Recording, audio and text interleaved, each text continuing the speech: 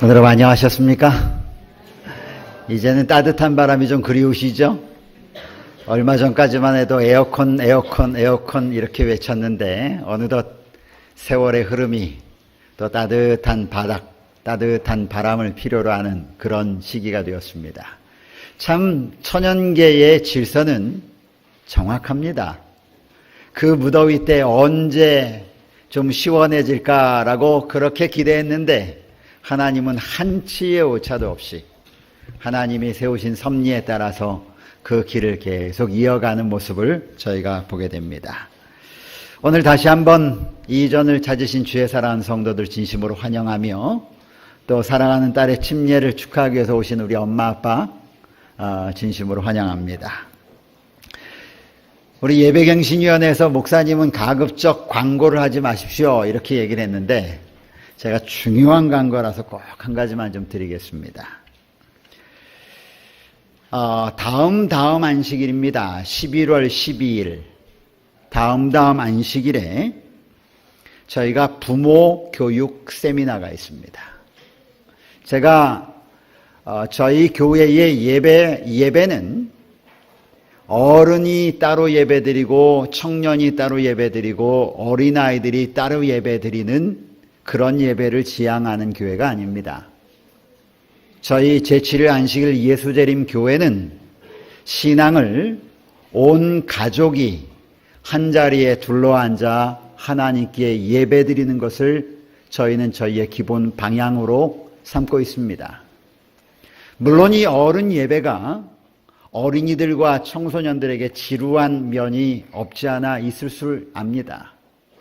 그런데 이 예배는 이 어린아이들이 그리고 우리 청소년들이 앞으로 이 교인의 주인으로 자라게 하는 그리고 이 교회의 어른들이 어떤 역할을 해야 되는지를 배우는 아주 매우 중요한 교육의 장입니다.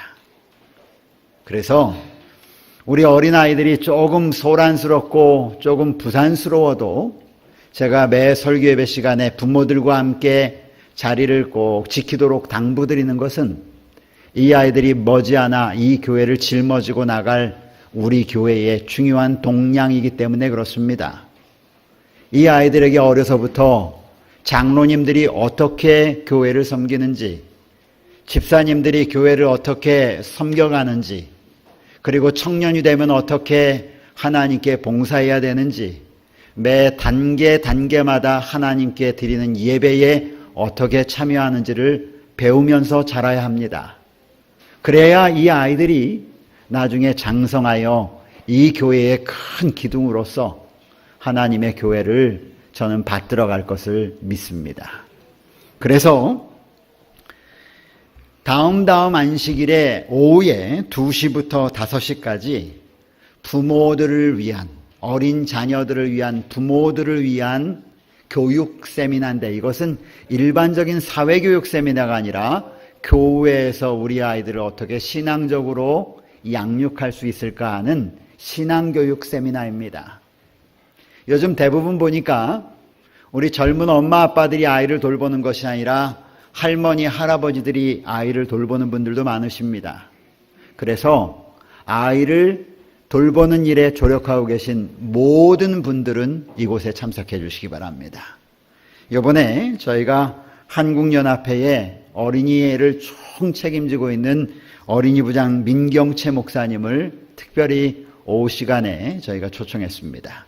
그래서 우리 자녀들을 예배에 어떻게 준비시켜야 하는지 그리고 어떻게 예배 시간에 참여하게 하는지 신앙을 어떻게 돌보아야 되는지를 그 시간을 통해서 저희가 교육할 테니까 우리 모든 부모님들 특별히 할아버지 할머니들 함께 참여하셔서 우리의 자녀들을 믿음 가운데 잘 양육하는 그런 기회가 되기를 간절히 바랍니다. 길었습니다. 용서하십시오. 오늘도 성전에 나오시면서 여러분 어떤 말씀을 들을까 혹시 기대하시면서 오셨습니까? 별로 기대를 안 하시는군요. 기대하셨습니까? 예, 저도 매 안식일이 될 때마다 하나님께서 오늘 이 말씀을 통해서 우리 성도들에게 어떻게 말씀하실까 그리고 성도들이 어떻게 이 말씀을 귀 기울여 들을 수 있을까? 기대도 하고 설레기도 하고 이 시간을 기다렸습니다. 오늘도 변함없는 하나님의 은혜가 이곳에 있는 모든 성도들에게 풍성히 임하시기를 바랍니다. 이제 오늘 안식일 설교로 히브리서의 말씀을 마치려고 합니다. 굉장히 오랜 시간, 지난 7월부터 시작해서 지금 10월 마지막 안식일까지 히브리서에 있는 말씀을 1장부터 13장에 있는 말씀까지 저희가 살펴보았습니다. 그동안 히브리서의 말씀을 통하여 받은 은혜가 우리 사랑하는 성도들의 심령 가운데 차곡차곡 쌓여져서 귀한 영적인 결실이 있기를 간절히 소망합니다. 아마도 어떤 분들에게는 연속되는 히브리서의 말씀이 좀 지루하다라고 느끼신 분도 계실지 모르고, 또 어떤 분들에게는 연속되는 말씀을 통하여서 히브리서를 조금 더 자세히 공부하며 음미할 수 있는 귀한 시간이 되어서 도움이 되신 분들도 계실 것입니다. 아무쪼록 하나님의 말씀이 여러 성도들의 가슴에 살아있는 말씀이 되기를 저는 간절히 기도합니다. 히브리서 4장 12절은 이렇게 말씀하고 있습니다. 하나님의 말씀은 살아있고 활력이 있어 좌우의 날선 어떤 검보다 예리하여 혼과 영과 및 관절과 골수를 찔러 쪼개기까지 하며 또 마음의 생각과 뜻을 판단하나니. 그렇습니다. 하나님의 말씀은 분명히 살아 움직입니다. 하나님의 말씀은 무생물인 것 같은데 이 하나님의 말씀은 분명히 살아있는 생명력을 가지고 있는 말씀입니다. 그래서 이 말씀을 상고하는 자들에게 이 말씀은 그들의 삶 속에 역사하여서 영향을 미치는 모습을 저는 자주 봅니다. 저는 우리 사랑하는 교문이교회 성도들이 이런 하나님의 말씀을 모두 다 개인적으로 체험하셔서 하나님의 말씀이 정말 살아있구나, 하나님의 말씀이 정말 살아 움직이는구나 라고 하는 이러한 경험을, 귀한 영적인 경험을 하게 되시기를 간절히 바랍니다. 오늘은 히브리서의 마지막 말씀으로 히브리서 13장 13절로 16절의 말씀을 기초하여 우리 다 같이 앞에 제목을 제가 띄워놨는데 한번 읽어보시겠습니까? 시작. 우리도 그에게 나아가자 라고 하는 말씀으로, 제목으로 말씀을 준비했습니다. 먼저 오늘 주제 성경절 하나님의 말씀 히브리서 13장 13절부터 16절에 있는 말씀을 읽어 올리겠습니다. 13절부터 16절입니다. 그런즉 우리도 그의 치욕을 짊어지고 영문 밖으로 그에게 나아가자. 그런즉 우리도 그의 치욕을 짊어지고 영문 밖으로 그에게 나아가자. 우리가 여기에는 영구한 도성이 없으므로 장차 올 것을 찾나니 그러므로 우리는 예수로 말미암아 항상 찬송의 제사를 하나님께 드리자. 이는 그 이름을 증언하는 입술의 열매니라. 오직 선을 행함과 서로 나누어 주기를 잊지 말라. 하나님은 이 같은 제사를 기뻐하시느니라. 사도 바울은 히브리서를 통해 히브리 그리스도인들에게 예수 그리스도를 바라보도록 날마다 순간순간마다 최선을 다하여 호소하고 있습니다. 히브리 그리스도인들은 그들이 예수님을 믿고 예수님의 구원하시는 은혜를 바라보았었지만 다시금 그들은 옛 히브리인들이 즐겨드리던 제사와 제사에 사용된 음식을 먹는 것과 그리고 옛 예식적인 제사를 그들의 마음 가운데 아주 중요한 부분으로 간직하고 있었습니다. 그래서 그들은 생각하기를 하나님께 나아가는 일에 있어서, 하나님께 가까이 나아가는 일에 있어서 제사를 드리고 그곳에 드려진 음식을 나누며 그렇게 해야만 그들이 하나님께 받아들여지는 것처럼 그들은 생각을 하고 마음의 안식을 얻게 되었습니다. 그래서 예수 그리스도를 믿고 난 다음부터 중단되었던 제사 제도 때문에, 예수 그리스도를 믿고 난 다음부터 그들이 행해도 오던 습관을 중단하기 때문에 오는 상실감 때문에 그들은 생각하기를 하나님께 나는 드려진 바 되지 못한다라고 생각을 하였습니다. 이런 히브리인들에게 사도 바울은 예수를 바라보라고 끊임없이 말하고 있습니다. 그는 제사제도는 단지 그림자일 뿐 아니라 그것은 실제가 아니라고 얘기하면서 율법은 장차 올 좋은 일의 그림자일 뿐이요 참 형상이 아니라고 그는 누차에 걸쳐서 히브리 그리스도인들에게 계속 반복하여 이야기하는 것입니다. 히브리서의 주인공은 예수 그리스도이십니다.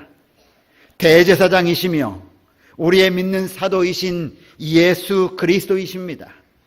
이제 사도 바울은 그런 예수님께서 우리를 구원하신 능력에 언제나 변함없으시다고 말씀하시면서 히브리서 13장 8절에 예수 그리스도는 어제나 오늘이나 영원토록 구원하심에 동일하시느니라고 그는 힘주어 말합니다.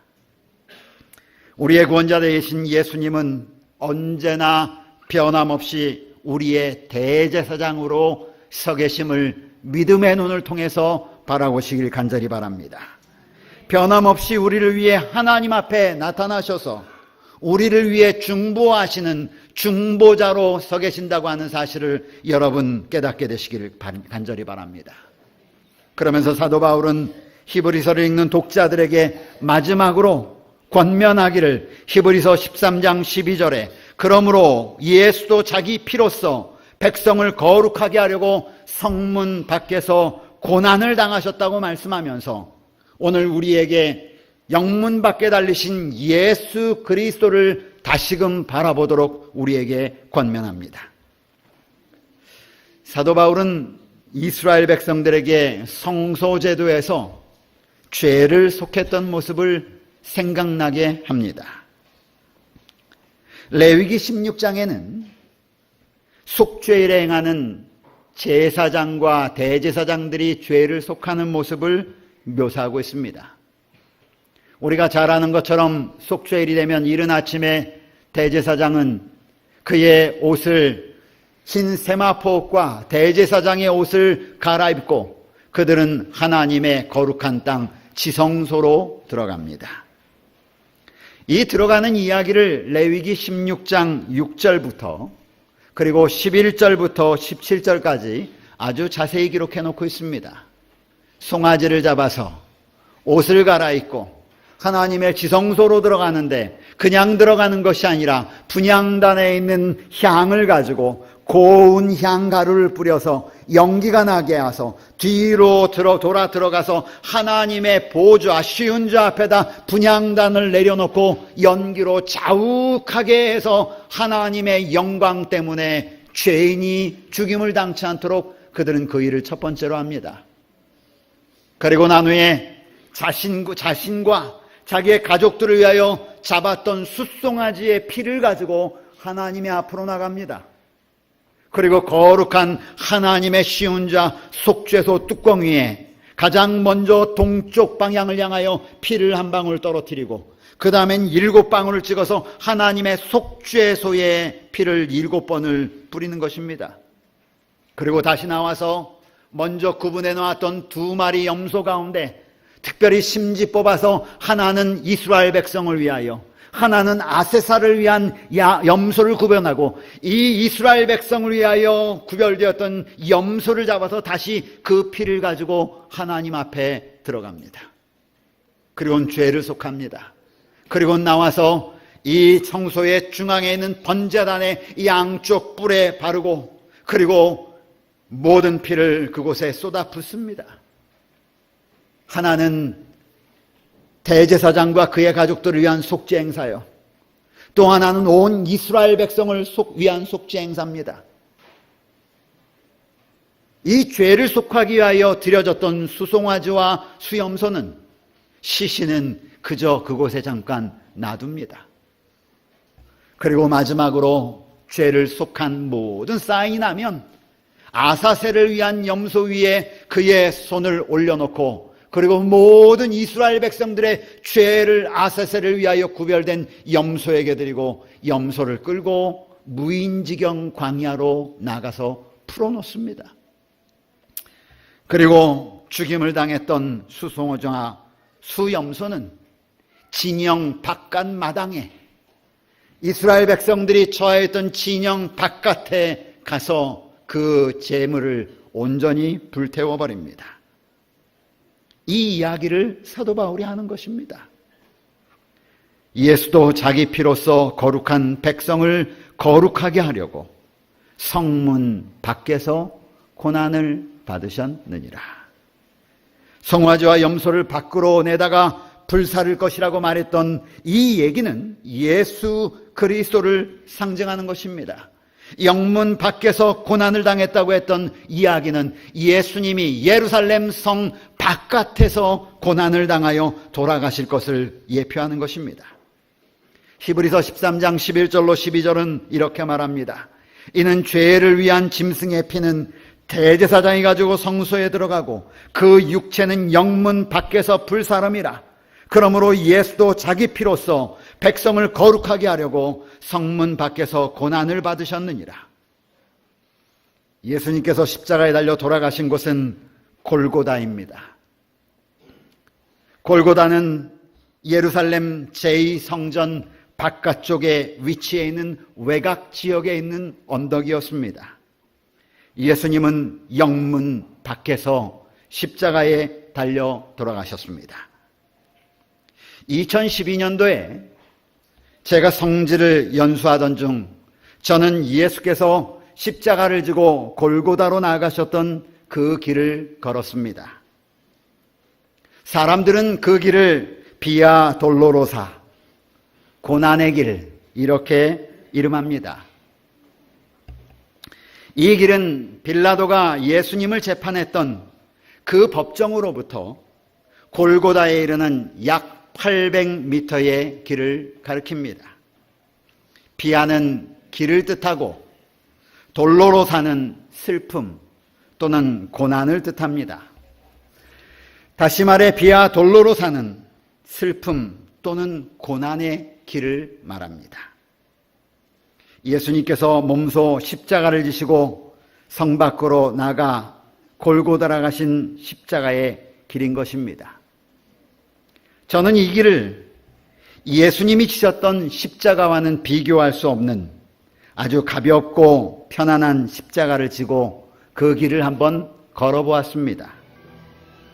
처음에는 왜 이런 일을 해야만 하는지, 그러나 그 십자가를 지고 걸으면 걸을수록, 그 십자가를 지고 비아 돌로로사의 길을 걸으면 걸을수록 예수님의 사랑이 내 마음을 사로잡기 시작했습니다.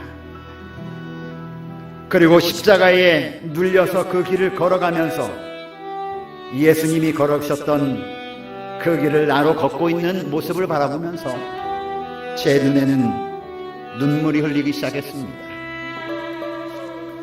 예수님 당시에도 그 길은 아랍 사람들이 장사를 하던 좁은 길이었습니다. 그래서 조금이라도 장사하는 일에 방해가 되면 소리를 지르고 비난하는 소리가 가득 넘치는 그런 곳이었습니다. 물론 지금도 여전히 사람들은 그 길에서 장사를 합니다. 그리고 십자가를 지고 가는 예수님을 향하여 조롱하던 그 당시의 소리는 오늘도 그리스도의 흔적을 따라 순례의 길을 떠나는 성지 연수자들이 십자가를 지고 그 길을 갈 때 조롱하면서 손가락질하면서 욕합니다.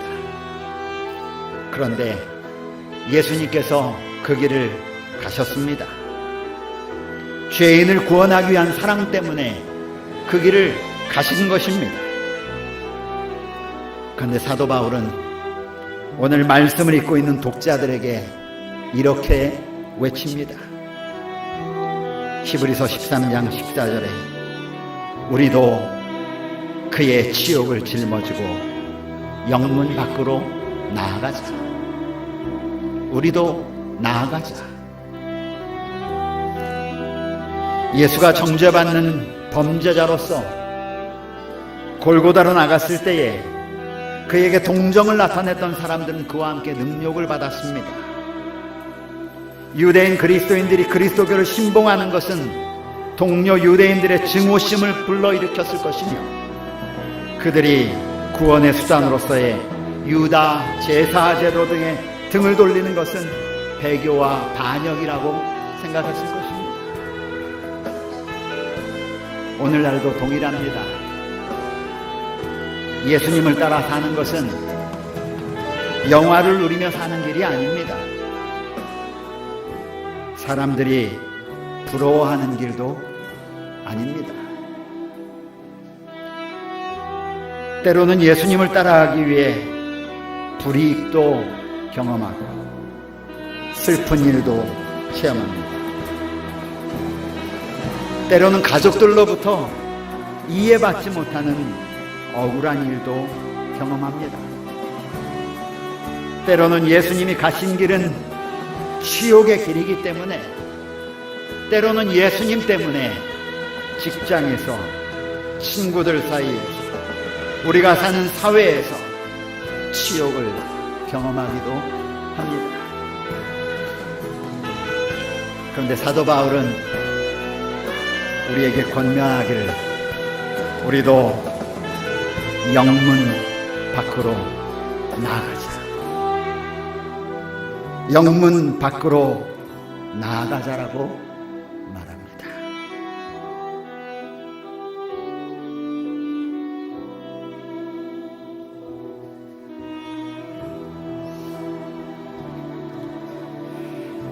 영문 밖에 무엇이 있습니까? 영문 밖에 누가 있습니까? 영문 밖에 무엇이 있길래 사도 바울은 우리가 치욕을 짊어지고 영문 밖으로 나아가자라고 말합니까?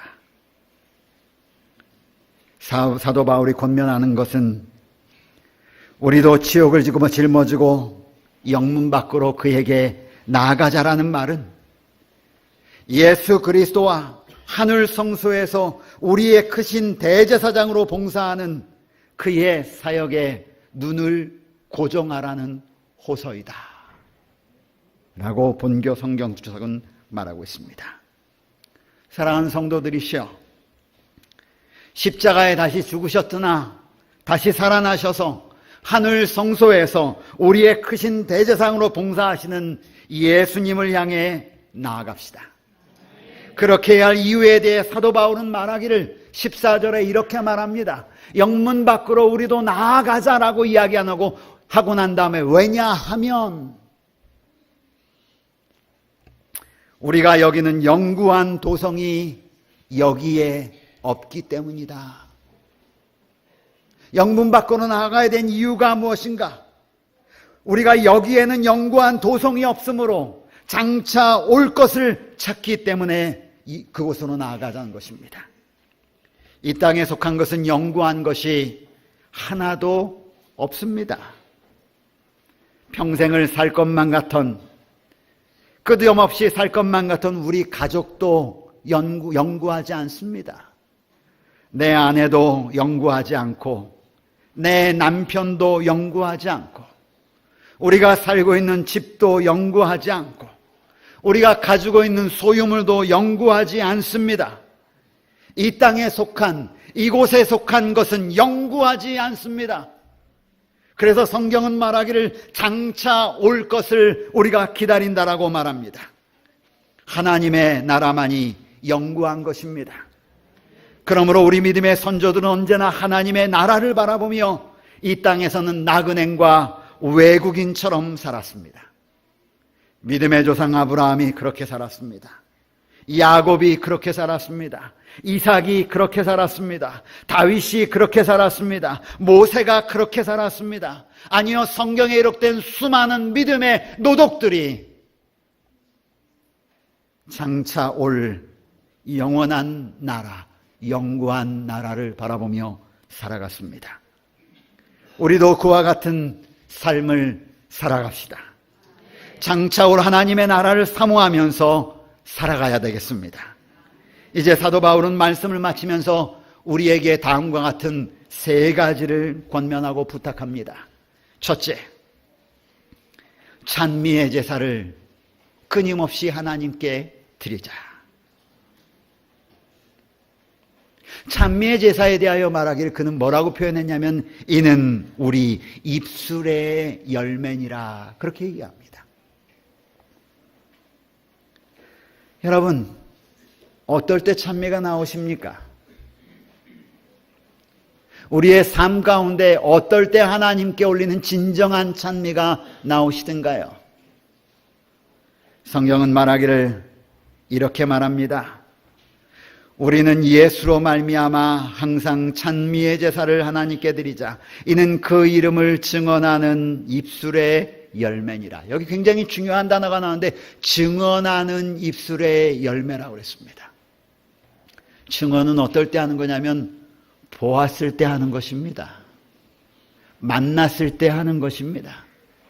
근데 진정한 찬미는 언제 튀어나오냐면 우리의 삶에서 예수 그리스도를 경험했을 때 나도 모르게 나의 입술의 열매로 튀어나오는 것입니다. 그런데 오늘 사도 바울은 우리에게 말하기를 찬미의 제사를 하나님께 끊임없이 올리자. 사랑하는 성도들, 그런 하나님의 백성이 되기를 간절히 축원합니다. 둘째로 사도 바울은 우리에게 말하기를 오직 선을 행하고. 마태복음 25장에 보면 양과 염소의 비유, 오른편과 왼편으로 나누는 비유에 대해서 말합니다. 내가 어느 때 주를 섬겼습니까? 내가 지극히 작은 자에게 한 것이 곧 나에게 한 것이니라.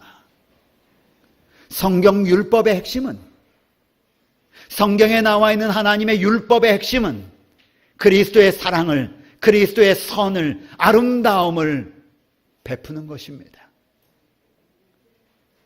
이와 같이 너희도 그와 같이 하라. 선을 베푼 삶을 사는 것, 그것이 예수 그리스도를 바라보며 사는 삶이라고 말합니다. 세 번째로 그는 마지막으로 말하기를 그러므로 서로 나누어 주기를 잊지 말라.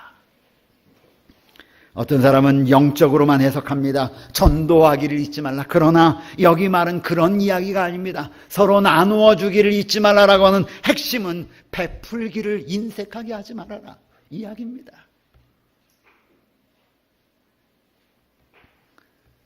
형식적인 의식과 예식이 아니라, 형식적으로 드리는 예배가 아니라, 이런 것들은 하나님께 의미가 없습니다. 하나님은 신령과 진정으로, 즉 다른 사람을 섬기는 생애로 그분의 품성을 반영하며 나누어 주면서 베풀기를 즐기며 살아가는 삶을 통하여 하나님은 경배를 받으십니다. 오늘 사도 바울이 우리에게 그렇게 말합니다. 사랑하는 성도들이시여, 이제 히브리서를 마치면서 다시 한번 저도 여러분들에게 간절히 권하는 것은 우리도 예수님의 치욕을 짊어지고 영문 밖에 계신 예수님께 나아가는 성도 되시기를 주님의 이름으로 축복합니다.